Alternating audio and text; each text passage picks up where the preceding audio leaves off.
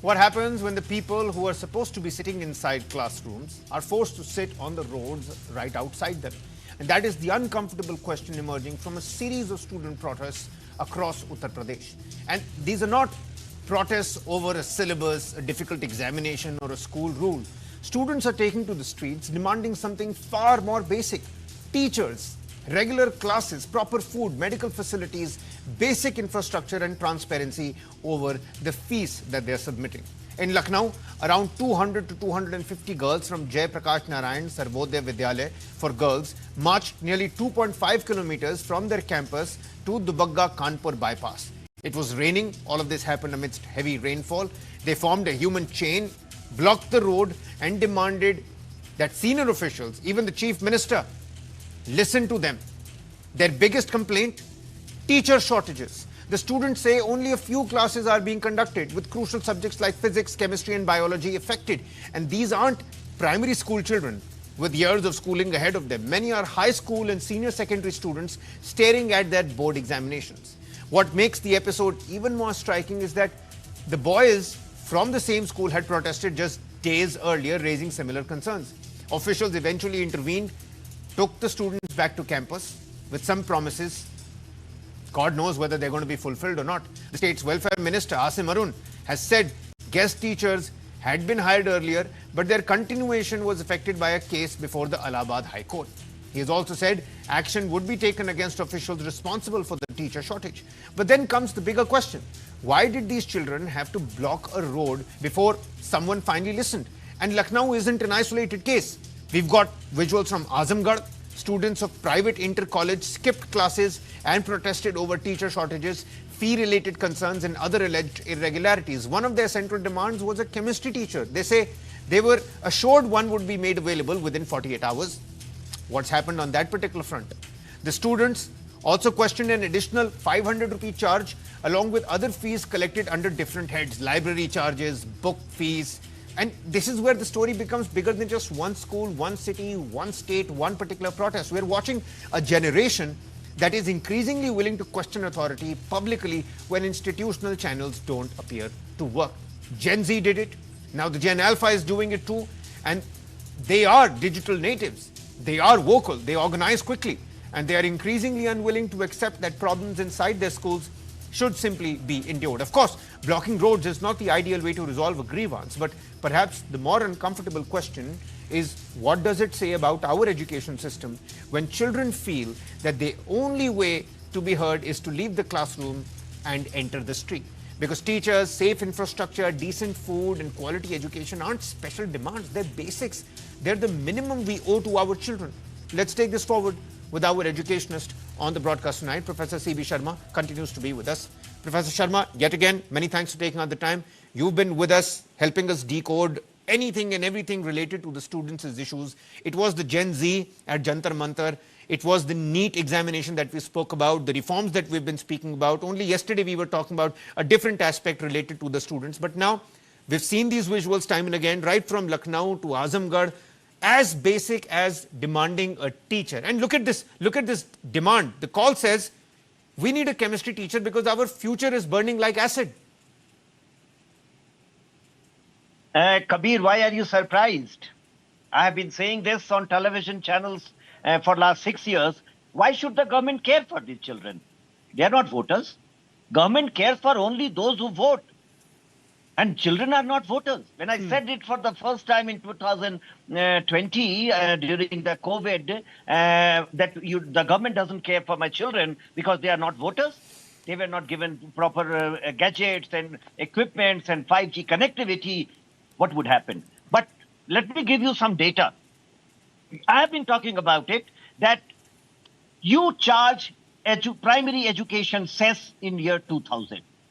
2001, since 2001, you have been collecting primary education cess, something like 11,400 crores is sitting in Consolidated Fund of India. I have been demanding again and again and again, transfer it to Prarambhik Shiksha course. Why did you collect this tax?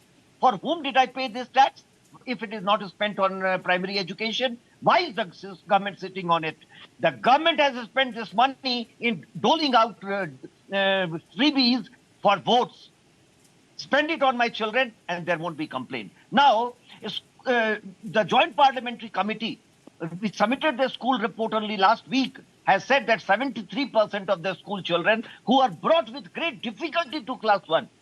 Don't forget, we had to work so hard across India to bring their children to school because parents were not ready. Yeah. And the quality of education was so poor, they were given bad supplies that parents withdrew their children. Now they are out of children. 73% dropped. And this is Parliamentary Committee report. It's no private report.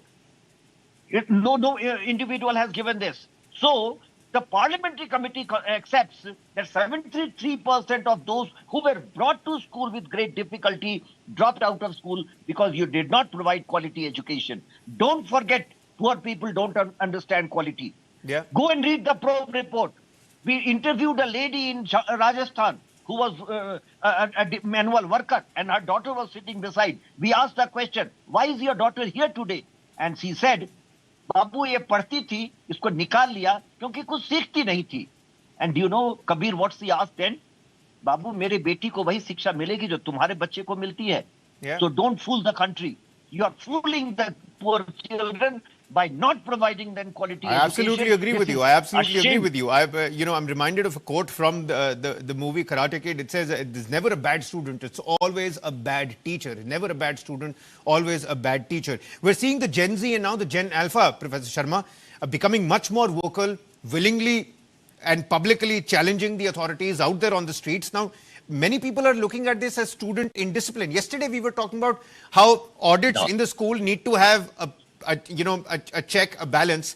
But if the students themselves are carrying out the audit, what greater voice do we need? We don't need any greater voice. I mean, I'm pained, in fact, not surprised. I'm not surprised. I'm pained that we have been, educationists like me, have been shouting about it, that improve the quality of the school education. But the governments, and don't take my statement as anti-central government or any state government, across nation, the governments have not heard us because, I will again repeat, they are not voters. They don't care for my children. They are the future. You don't care for them. Now, we had talked about, I'm sort of contributor to the national education policy. We had said, improve the situation of Anganwadis. Most of the children of poor people, the rural people, about whom the Prime Minister made in his speech to the Parliament had referred on 14th June 2014. 70% of children, poor people live in villages. They don't get quality education. Can we not provide them good teachers through technology? That didn't happen in more than 12 years. I mean, I'm full of admiration for a Prime Minister that he understands actual dil of Bharat. But why did it not change? Do you know why? Because all your education is managed by babus who don't understand education. Who is the Secretary Education Uttar Pradesh? And whose responsibility is it to provide all the facilities, teachers to these children? Somebody who has never been to a classroom, who doesn't understand school education, is made the head of the school education as the Secretary of School Education and Literacy. And this is across the nation. Your Secretary of School Education and Literacy, Government of India, comes to school education for the first time and starts making changes. Who doesn't understand school education? We have been talking about it, that school education and higher education should be handed over to educationists. The Secretary of School Education should be an educationist. And you have the Science and Technology Ministry, where you have a scientist as the secretary. You have Ayush Mantralaya, which the Prime Minister created, and he decided that a doctor, a professional would be secretary. Why not for school education and higher education? I sincerely hope, you've put all of that very eloquently on the table, Professor Sharma. I hope that this task force that has now been created by the central government, throws some light on what our primary and secondary and senior secondary students also need in the rural sectors of the country. Because right now, what's sitting on the back bench is not the student, it's the education itself that's sitting on the back bench. My final question to you before we wrap this segment up, final 30 seconds. If you had to define the minimum, the basic that every student out there requires, be it a government school or a private school, an urban school or a rural school, what should be the 3-4 things that are non-negotiables for every student out there? Starting with, of course, that there should be a teacher in every class. Change the secretary school education in all states, put an educationist. Fill up all the teacher positions immediately. In states, for last 13, 14, 15 years, teachers have not been appointed because government feels this money is a waste. Fill all the teachers' positions. Whether you get good teachers or not, it doesn't matter. There should be a teacher in the classroom. And give all supplies. Your laboratories don't have supplies. All the money, I don't know where all the money goes away. So give it's so them all sad. the supplies. It's so sad, Professor, that so the sad. girl It's so students sad. are sitting outside the college saying that they're charging 500 rupees extra for some sort of fees. They're charging extra money for the library when there is no library, when there is no teacher. Imagine. I mean, if this is not a scam out in broad daylight, what is? And I'm pained over here as well. I'm also not shocked. I'm more pained than shocked. Professor C.B. Sharma, many thanks for taking out the time and speaking to us here on News 9. I know And that I hope somebody hears. this I hope somebody hears it. I hope so too. I hope so too, Professor. And you know, it's important that we do our little bit. And many thanks for taking on the time yet again. We will be speaking to you again on these student-related issues. Professor C.B. Sharma, ladies and gentlemen. Maybe the most uncomfortable part of this story is not that the students protested. It's why they felt that they had to. Teachers, regular classes, safe infrastructure, decent food, basic facilities should never be extraordinary demands. Yes, students must find responsible ways to raise grievances, but institutions must also create a system where a child can be heard without having to step outside of the classroom and onto the street. That's a wrap on this edition of In Your Interest. We're going to catch you again tomorrow. Many thanks for watching.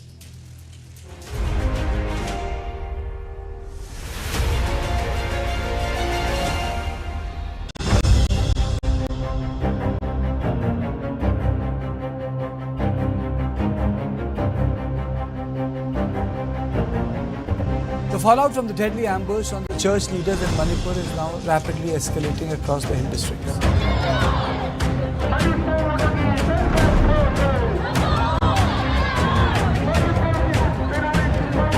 Unfortunately, the government has not taken appropriate action still.